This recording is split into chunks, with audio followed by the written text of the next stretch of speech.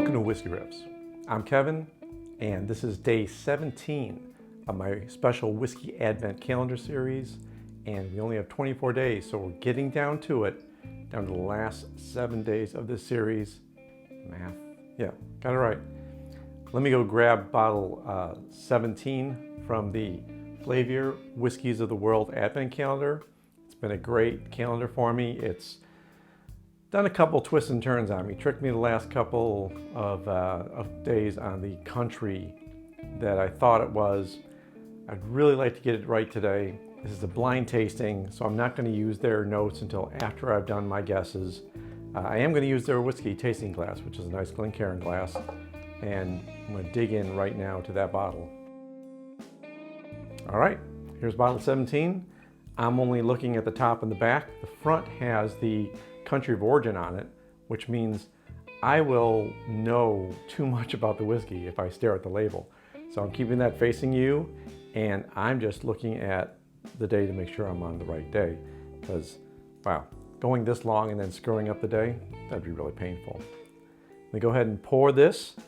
It's 50 milliliters. I try to pour about half and leave about half and see if I can keep enough for later so I can find out if I really enjoyed the whiskey or if it was just a one-up thing. Or sometimes I taste a whiskey the first time and depending on what I've eaten or drank recently, it just doesn't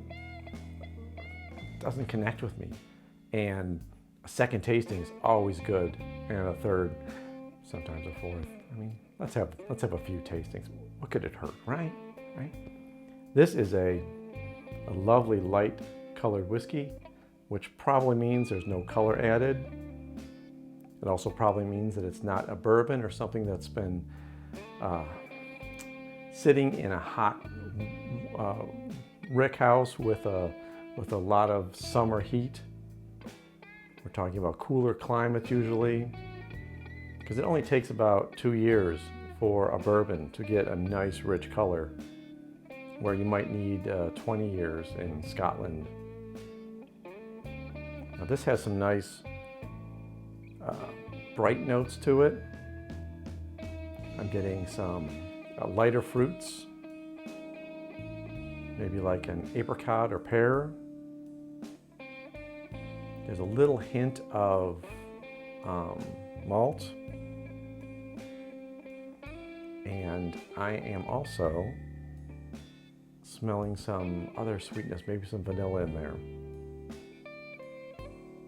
You'll hear a lot of notes that sound the same. For one thing, my notes are personal. They're flavors and scents that I can relate to. So I'm probably going to repeat myself in a similar way. You may have different experiences, so you're going to have different notes, and that's great.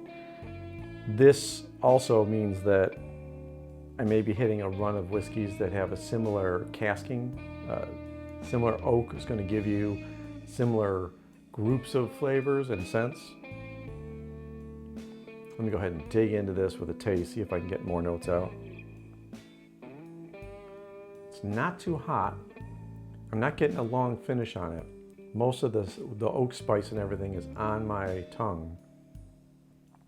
So it may be more of a 43 ABV whiskey instead of like the 46s I've had, around 46 the last couple days. And it's very nice, very pleasant. Now, 2 days in a row, I could have sworn I was drinking Highland Scotch, and they're both American whiskeys. And today, it tastes like a Scotch again. Now, if I deviate from my guesses of Scotch, I guess if I keep guessing Scotch, I'm gonna get some of them right? Yeah, but that's not right either. But it does taste like a Scotch. It does have those malt notes in it. It does have the sweetness of a Highland or even a Lowland Scotch. They have similar flavor profiles. I've got a nice one from Edinburgh that tastes similar to this. Yeah, I'm getting a little bit of spice. I'm getting some lighter fruits. getting some caramel and a lot of oak. That wood note is really heavy for me. All right, I'm going for Scotland again because this would be the day that I'd say Scotland and I'd say something else than Scotland, and it's not a Scottish whiskey. It's not a Scotch. See if I got the country right. Ah, Scotland. All right, third day's a charm for saying Scotland. Now the notes are more critical because there's a lot of variances in Scottish whiskeys. And here is day 17. The front picture, lost in time, not in spirit. So I guess we're talking about something that has some age to it. It's a 10-year-old single malt Scotch whiskey, a Stronach. You can read it. I'll put it up here. You can see if you get it right. Honey, toffee. I guess toffee's better than caramel. I don't differentiate the two too much, but I guess toffee has a less sweet taste, and maybe that's what I'm supposed to be tasting here, because there is caramel on this page. There is spice. For me, the spice is an oak spice. It's not some sort of pepper or sometimes cinnamon is very spicy, but I'm not getting either of those. I was getting wood spice.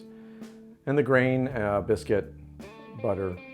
Biscuit, when you see biscuit on a Scotch, they don't mean down south, USA biscuits and gravy.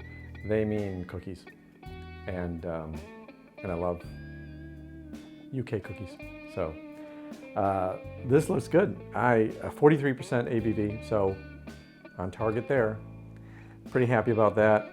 Pretty happy I got today right, because the last couple days were a little bit disturbing. And if you've been hanging around for 17 days of these videos, you're a champ, and I appreciate you. Please give me a like and subscribe, and hit that bell if you want to get notified of future episodes. Take care of yourself. I hope you're checking in with friends. This is the holiday season, and a lot of people, as festive as it can be, can get depressed during this time. So take care of each other, watch out for each other, and till tomorrow, cheers.